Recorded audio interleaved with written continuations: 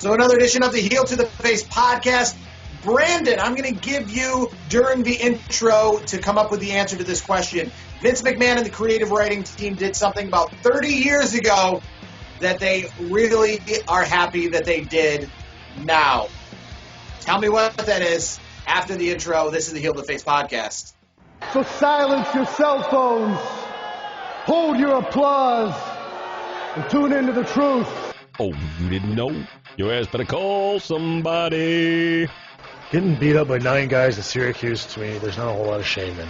From the 315 to the world, this is the Heel to Face podcast. The cream of the crop! Wow, man, freaked out! Follow the show on Twitter and Instagram at Heel to the Face. I said, are you ready? From Armory Square in downtown Syracuse, New York, let's send it now to Brandon and Jared. Bad luck to be my middle name. They might as well tag me up with my buddies from Syracuse. So this is another edition of the Heel to the Face podcast. You can find Brandon Clements on Twitter at Icebreaker21, myself at K-Rock Jared, and the program at our many podcast links. So before the intro, I said, Brandon, Vince McMahon and the WWE writing team did something about 30 years ago that they are definitely happy today that they did. Tell me, what do you think that is? Brawl for all? Say that again? Brawl for all. Well, that wasn't 30 years ago. That was not as long ago as that. All right, that was like 20 some odd years ago. That's what I remember pretty well. What they did about 30 years ago is they decided which of the two Rockers was going to be the big singles competitor. They picked Shawn Michaels, not Marty Jannetty. And if you haven't heard, it seems like it's probably a pretty good deal, as Marty Jannetty yesterday took to Facebook to just say, hey, oh, by the way, when I was 13, I murdered somebody in Columbus, Georgia. He put on Facebook that in Columbus, Georgia, he used to buy marijuana from this guy that at a bowling alley he worked at around the age of, I think it was either 13 or 15. And the guy was making sexual advances on him. He ended up in the back of his van, and he was trying to, get away from him. And he ended up hitting the guy with a brick and putting the guy's body in the Chattahoochee. Brandon knows. He put him in that river, and the guy ended up going missing. Marty Jannetty never said anything about it up until today. So I think that's probably other than that, Marty Jannetty's had a few other little skirmishes. But back in the day when they had to decide which rocker was going to be the Heartbreak Kid guy, we pretty much bet the company on, and which rocker is, going to go to the wayside. I think WWE made the right choice. And I think every day they look back on it, they say, yeah, glad we picked Shawn Michaels to be the one that we rode. And here's the thing, too. Think about it this way. What would WWE be like without the Heartbreak Kid, Shawn Michaels? You know what I mean? And also, what would Syracuse be without Shawn Michaels? I mean, he got beat up here many, many years ago. I don't think Marty Jannetty would have had to happen.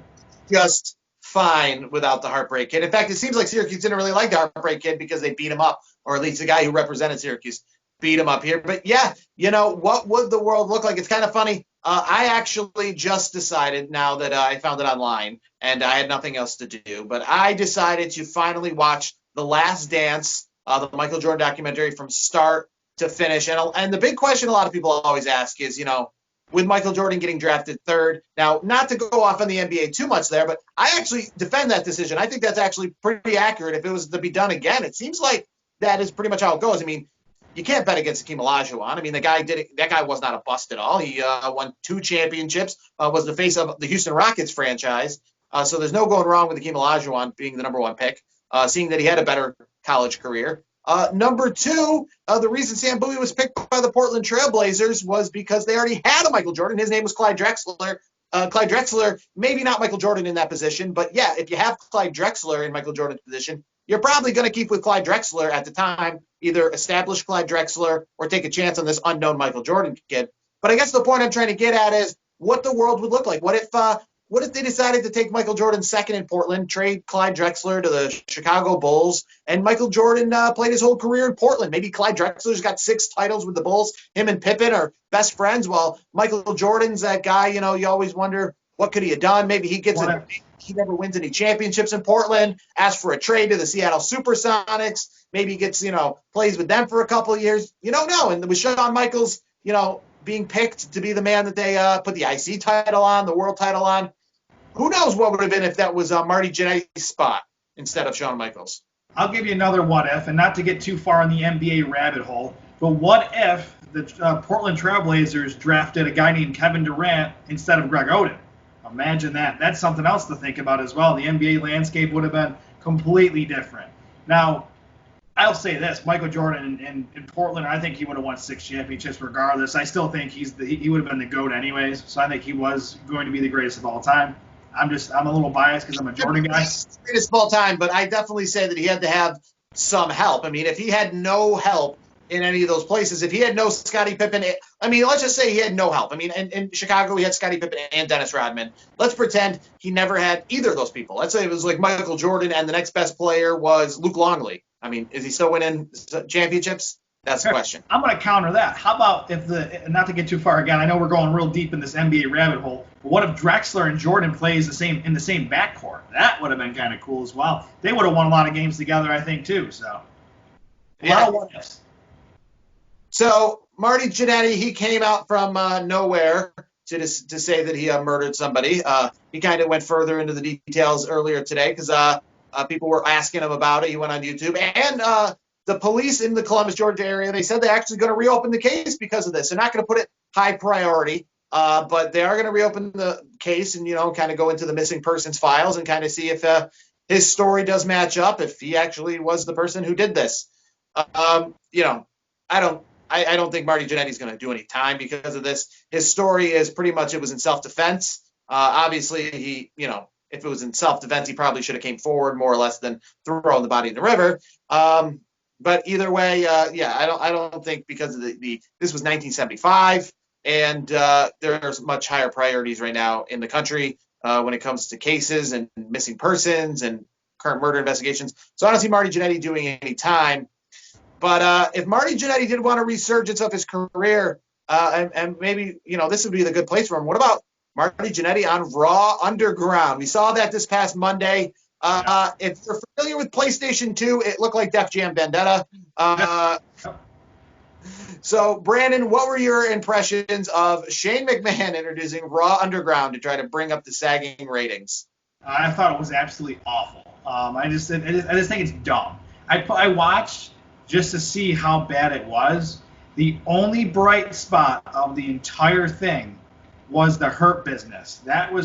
If that was their point, they got the Hurt Business really moving. They've already trademarked the Hurt Business, so they're gonna make the Hurt Business what the Nation of Domination was 20 some odd years ago. So that is the only positive takeaway from this WWE Raw Underground deal is the Hurt Business is going to be moving up. It's going to be fun because I think WWE needs to bring more factions back. I think you're going to see them go into that direction again, more edgy. I mean, they're trying to be more edgy as much as they can, and I do think there's going to be more factions. You're going to see some more factions coming up because you're going to have the the new Nation, the Hurt Business, and then you're going to have somebody else to go against them. You know what I mean? So the question is, you talked about edgy and you talked about new factions. What about this edgy group faction that's going to be making their debut, I guess, on Raw next week? We saw them on Raw set fire to a generator. Retribution. Do you have any idea of who these people are? There's been some rumors that Vince McMahon might go a little too far with this one. We've obviously seen, him go places before with the Muhammad Hassans of the world, the Sergeant Slaughter character back in the early 90s, to a lesser extent, but still at the time it was quite a controversial character for him to go against while the United States was at war with that country. Do you see Retribution being a faction that might go too far? From what you know or what you've heard or what you're just inkling, and who do you think is in Retribution? I honestly can't figure out who's in it at this point. It's so early for me. I haven't read enough information to really give you a good answer on that. I mean, who do you think? Is there any names that really pop in your head? I don't know who's going to be in it, but I have heard some rumors that this might be one of those Vince McMahon needs to probably tone it down kind of, anti-establishment. We obviously see in the real world right now there's a lot of there's that Chop and Dominus Zone that just got dismantled, and the West Coast. These people that are kind of, I don't know if you call them anarchists or Antifa, but if that's what WWE's going at, and they're trying to pull out some sort of gimmick like that, obviously they set fire to the generator. They were all masked, kind of doing some sort of destructive damage to WWE's Performance Center. I would probably say Vince should probably tread really lightly if that's his plan here. Here's what I'm thinking. There's one name in particular that I'm just sitting here thinking about it as we're talking, that I could see in this faction maybe Tommaso Ciampa. Where's he been? You know what I mean? Like that's a name. I mean, Ciampa could be one of the names. Maybe Aleister Black. I mean, those are some names that are potential. The thing that's you're right though. I think it's kind of going too far because the acts kind of remind you of what this whole Antifa thing is right now in our country. I don't know if it's a good move on WWE's part. I get you want to be edgy, but I don't think it's a good idea. It's almost like it's almost like a political move almost if you think about it. Like let's stay out of the political business. Just be a wrestling program. I mean, it was cool from what I saw and everything, but I just don't want it to go too far into that whole rabbit hole of Antifa or this whole Chop thing. The whole thing that was happening in the Northwest and still is kind of going on over there, if I'm not mistaken. I don't watch a lot of the news, but I just I read what I see and or read stuff and see stuff. That's about it. I don't really follow much of the news, but anything I've seen about the Antifa and the whole Chop thing and Chaz or whatever, not a good deal. So I'm kind of hoping Vince McMahon doesn't do it or really kind of push it so far in. I hope it's a faction that's edgy, but not over the top edgy. Maybe like a DX style a little bit. I mean, they can destroy stuff and like DX did, like Stone Cold did, but like let's not try to make it or portray it like an Antifa kind of attack. You know what I mean?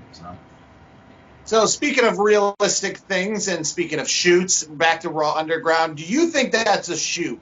Do you think those were just scripted WWE fights, or do you think there's some realism there? Oh, it's scripted, 110%. I don't see it being anything else but scripted at this point. I just think it's a flop. I thought it was awful. Again, I thought it was that whole segment was awful. The only thing that was good about it was the Hurt Business getting some more airtime and showing their muscle, so to speak. That was the only positive of that entire thing. See, I think it has some sort of a realistic element, and I think it might actually be kind of a shoot. And the reason why I say that is because of within rules. This isn't exactly like the Brawl for All, but I noticed that anytime somebody was actually attacking somebody else, like really about to get hurt, either Shane McMahon or like a referee stepped in. And what I mean really about to get hurt, I mean even in the wrestling world, they would keep going, but like it seemed like there was a lot of body slams, a lot of just pushing the guy out of the ring, a lot of just overpowerness. And when somebody was on the ground and like somebody just put someone in like a chokehold before they could even like put it on, Shane McMahon would jump in and be like, all right, that's enough. Or like he would get him on the ground, and before he could even like do like some elbows on the guy, they'd be like, all right, that's enough. So there was no actual like hitting. It was a lot of just this guy overpowers this guy. And also the fact that they're not using their main guys. I mean, the fact that they're using people like the Viking Raiders, some guys from NXT. So, I mean, they're not putting some main people in here. So it doesn't really matter if the guy from the Viking Raiders gets overpowered or, Dolph Ziggler gets overpowered or Dolph Ziggler looks really good, because they're not really the main guys that they're using in this Raw Underground. I'll tell you this. I do have to disagree with you. I think it's just a good setup and a good play, where you see Shane or the ref getting in there when things are getting quote unquote a little intense. I think that's all for show. I really don't think there's any. I think it's just all for show. I don't think there's anything else behind it. I don't think there's a shoot by any means. I mean, I could be completely wrong, and if I am, I'll completely own it, of course. But I don't think it's a shoot by any means. I think it's completely scripted, terribly scripted, by the way. And again, the Hurt Business, only positive takeaway from this whole Underground thing, in my opinion. All right, so you want to talk shoot, something that we kind of hinted at might have been a shoot a while ago, but it's absolutely a scripted thing now we're seeing, and that's Pat McAfee. He made his debut on NXT, attacking Adam Cole, pretty much challenging to a match they're going to have at NXT 30 on August 22nd. It's going to be Adam Cole versus Pat McAfee. Do you want to see this match? A lot of people are saying the only people who want to see this are pretty much Vince and Triple H. Are you interested in seeing Adam Cole used here in this way? Absolutely, because I will tell you this. I am a huge Pat McAfee fan. I've been following his career from when he played in the NFL, college ranks, his podcast. The guy does everything. The guy's really good. He's super talented, super entertaining. And here's the thing. You know he's been working on something because they're not going to put him in a high-profile match and make him look awful or make Adam Cole look bad. And number one, the most important thing is safety. They're not going to put Adam Cole, one of their real money makers, as well as Pat McAfee in any danger. It's probably going to be a really tight match where, there's going to be a handful of moves. They're going to protect Pat McAfee. I think Adam Cole is going to do most of the heavy lifting and show off why he is like the AJ Styles of NXT, where he can make anybody look good. And Pat McAfee is a super athlete, and for being a punter, he's a big guy. I think he's about 6'3", if I'm not mistaken. He's in good shape. He looks like he's ready to go. He's a big guy. He's bigger than you think he is for being a punter. He's a tough dude. So I think it'll be fun because Cole is such a smaller guy compared to Pat. And I gotta say, the kick looked good. I mean, he did what he normally does, except instead of dropping the football and kicking it, he just kind of kicked Cole in the head or in the midsection, however the angle looked. I saw part of it last night. It was a good segment overall. I think Pat McAfee is money on the mic. I think Pat McAfee is good for WWE, and it also brings in another audience, like I said before, where maybe there's some McAfee fans that listen to his podcast or watch his show online, and they're like, oh, who's this Adam Cole guy? Just like, and they're going to be like, oh, you're going to WWE? All right, I'll check it out. So there's a chance to get some new viewers that maybe didn't watch really wrestling before because of Pat. And if they do a good enough job of, really showcasing the talents of NXT, you might have gotten some more fans out of it because Pat's got a huge following. Look at his Twitter. Look at everything he's got going on. It would take a lot for them to really screw this up. And I don't think Pat McAfee is going to do something that would make his brand, he calls it the brand for the brand. He's not going to do anything to make his brand look bad. He's not going to do anything to make WWE look bad, and WWE is not going to want to look bad anyway. So for me, this is money. This is money straight in the bank. It's going to be fantastic. I am excited for it. It's not going to be one of those technical, savvy matches that you're used to seeing from Adam Cole. It's just going to be a brawl, I think, and I think it's going to be a lot of fun. And I'm excited. So we got a couple weeks towards the end of the month here. I think August 22nd, if I'm not mistaken, is NXT 30. I'm excited for it. NXT TakeOver 30 is going to be fun.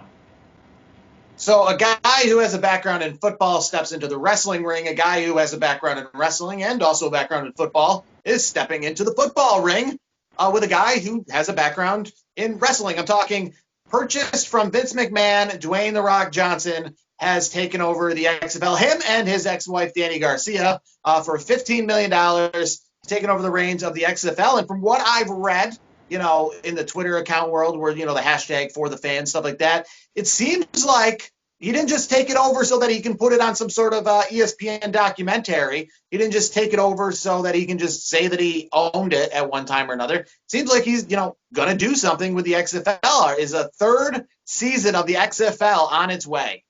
Absolutely. And I think when you have the name Dwayne "The Rock" Johnson backing this and putting his, speaking of stars, Pat McAfee is a pretty star in his own right. He's doing a lot of things. But The Rock is one of the most famous people on the planet, and people want him to run for president, for God's sake.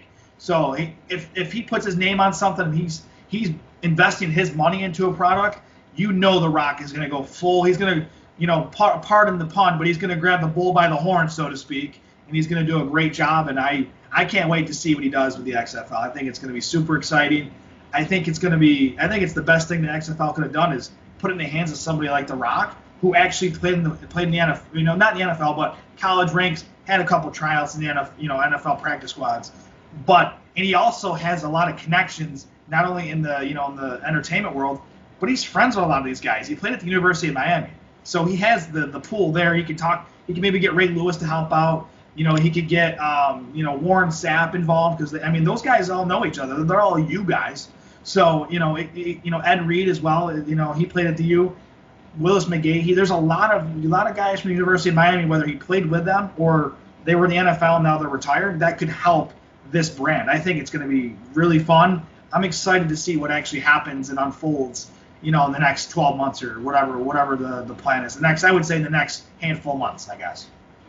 Yeah, it's very, obviously we saw it took almost 2 years to get off the ground what they did, and clearly that still wasn't even good enough because then the pandemic hit, and they could only last 5 games, and they pretty much went bankrupt. And something that, let's face it, $15 million, that's a steal. We have a minor league baseball team here in town that fetched $20 million for the minor league baseball team. This is an entire league of teams. This is an entire league of teams that, at the worst case scenario in their past couple of years have had all their games on national television. Now, I'm not saying the $15 million gives you the national television, gives you the players. It really just gives you the rights. But it's going to take a lot of work to get this thing back off the ground. And I tell you what, it's going to be – he's got a lot of connections, and a lot of people love The Rock. But, you've obviously heard the phrase, fool me once. Well, now we're talking fool me a third time. How many people are going to give this yet another look? It's going to be very difficult on this. Not to cut you off, but I have to say, if there's anybody that can do it, it's Dwayne "The Rock" Johnson. The guy was a WWE star, WWF star, and a lot of people didn't really think he was going to be a movie star. And what has he done? He's making the most money in Hollywood right now. I believe if you look at the numbers, he is making the most money in Hollywood right now, from the Hobbs and Shaw stuff to various other movies like San Andreas he did a few years ago, Skyscraper. The guy does it all. He's Mr. Entertainment. He's a super athlete, great business sense. And I think you're right. $15 million for a whole league versus $20 million for the Syracuse Mets down the road here. It's a steal. And for him, $15 million, that's a drop in the bucket. Let's be honest. So I think if anybody can do it in this modern age, it's him. He just has that many connections. And if he's going to invest that kind of money, he's going to put everything he has into it. He's going to hire the right people. He knows the right people anyways. And I think this pandemic, yes, we lost, the XFL lost again after a few games, but maybe this pandemic was actually good for the XFL because they got into the hands of Dwayne "The Rock" Johnson. So maybe Dwayne "The Rock" Johnson can make it into a legitimate league where you're going to get more eyeballs. And guess what? The Rock makes even more money. It's a win-win for The Rock. Or like Vince McMahon, he loses money because Vince McMahon's already lost on this thing twice. So let's see what The Rock can do. And I'll say this much about The Rock. I don't know anything about him, but he's got to have some flaw. He's got to have some flaw because even his ex-wife, that's what the crazy thing about all of this is. You always look at flaws for The Rock, and then you find out him and his ex-wife are like business partners. They're like great friends. She's part of this XFL deal. They get along perfectly. Like, who is The Rock? And then at the same time, has an ex-wife who is like, I've even watched all the documentaries with The Rock, and Danny Garcia's on there. And she's like, he's amazing. He's great. Who's better than The Rock? That's how she's talking about her ex-husband. Like, wow, how lucky can you be? Here's the thing, and I'll add to that. The Rock is one of those people where, yes, we all are human in some aspects, but are you sure The Rock's human? Partially kidding there. The guy is just fantastic. He's a great guy. And why do you think people want him to seriously run for president? Because you know what's going to happen? He will win in a landslide because the people love him. The Rock is just universally loved. I've never heard a bad story about Dwayne "The Rock" Johnson. Anything I've ever heard about him has been good. He's a good guy. He's actually a down-to-earth guy from everything that I've read. So you know what? Kudos to him. And you're right. His ex says those things. How many exes say that about their ex? You know what I mean? That's, obviously it was very, they did it the right way, and they did it on excellent terms, clearly, because they're in business together and they're friends. So, The Rock's the man. Simple as that. Yeah, someday maybe he'll be the people's president, but as of right now, he wants to be he doesn't want to be Roger Goodell. He wants to be the people's commissioner. Got it. We'll move on from that to AEW this week. Jon Moxley defended the championship against Darby Allin. Something happened this week that we kind of talked about in previous weeks. MJF, he's put himself in the title picture. He made a name for himself at the end of AEW this week. Good for MJF to really get his name out there. All around, I think Jon Moxley, I'm not saying he's the best champion, but he is definitely something different. Him and his match against Kenny Omega about a year ago, And then this match he had against Darby Allin, where he's bleeding up at the end, but still competing pretty hard. What did you make of AEW this week as a whole with Eric Bischoff? And what did you make of the championship match? I thought overall it was a solid program. The only match I didn't really care for was the Big Swole match. I think that was the only match I didn't really care for. That was just kind of a dud to me. But the rest of the show was good. That 12-man tag was fun, and it was good to see And I think who really grew out of that whole match was Brody Lee. I mean, yes, he has the Dark Order, but the way he finished off that match, that 12-man tag at the beginning of the show, Brody Lee looks fantastic. And I'm so glad to see, an upstate New York guy, down the street in Rochester, where he's from, doing so much great work in AEW. WWE once again drops the ball on a superstar. So I'm glad to see he's doing well. And Moxley, you are right, man. Moxley's a hell of a champ. He's just something else. And here's the thing. Him and Darby, they always put on a good show. Whether it's, against other people or not, or together. They're both excellent. Darby Allin's got a bright future in the business. He's a young guy. He's only in his 20s. The guy's got many years ahead of him. So if AEW, they can, they have some older guys that are there, of course. But if you put your money on MJF and Darby Allin, along with some other superstars that are coming along, AEW is in good hands. I mean, MJF and Darby Allin could be the faces of AEW for the next 10 years. And I don't think anybody's going to complain about it. Definitely. I mean, AEW beat NXT this week in the ratings. AEW had a pretty good show. Next week, obviously, we're getting Y2J and Orange Cassidy. They had their debate this week with Eric Bischoff.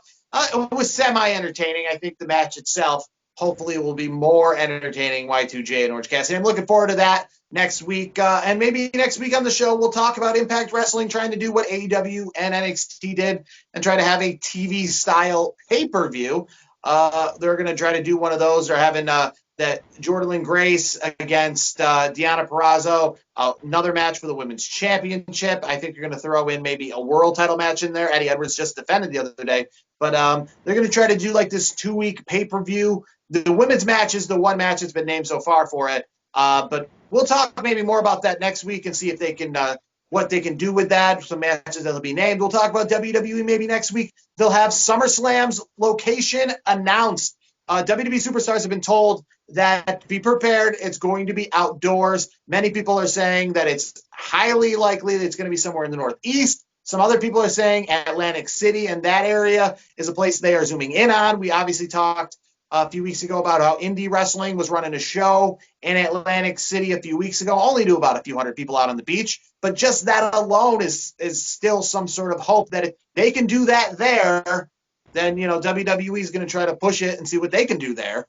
If an indie wrestling show is taking place, again, in front of only 500 people, but hey, that's better than anywhere else in the country. So they're going to try to maybe push what they can push. And we'll see by next week if WWE has an announcement, if it's going to be in front of fans, and if I'm going. Yeah, you might be going. I know you're going to be heading down the road here pretty quick. I will say this, one last thought on that. If an indie show can get a couple hundred fans, and WWE can get, I don't know, maybe a 2,000 or a couple thousand somewhere, and they spread them out, it's a win-win. I know I said on previous week's episode that, I didn't think they were going to go anywhere. But if an indie show can do it, as you said, I don't see why not. So I'm going to backtrack what I said from previous weeks and say, if they can do it on a beach, spread the fans out a little bit, even if we get 1,000 or 2,000 fans there, those fans are going to be rabid because they're going to be excited. Maybe you'll be one of them. Make sure you hold up a sign that says heel and face, and we'll get some good wrestling back. We'll see. WWE will make an announcement sometime soon about where they're going, especially if it involves fans, because obviously fans need to make preparations to go. But either way, we'll talk about that next week. We'll talk about AEW. We'll probably not actually have an AEW show because I think it's being pushed until next Saturday night. But who knows? Maybe somewhere in the undergrounds I can get my hands on the pre-taped AEW Dynamite before it airs next Saturday night instead of next Wednesday because it's being preempted by the NBA. Will that help out NXT? What will NXT be able to do with the ratings, the fact that they have Wednesday night all themselves? That and so much more. For Brandon Clements, find him at Icebreaker21, and myself at K-Rock Jared, this has been another edition of the Heel to the Face podcast.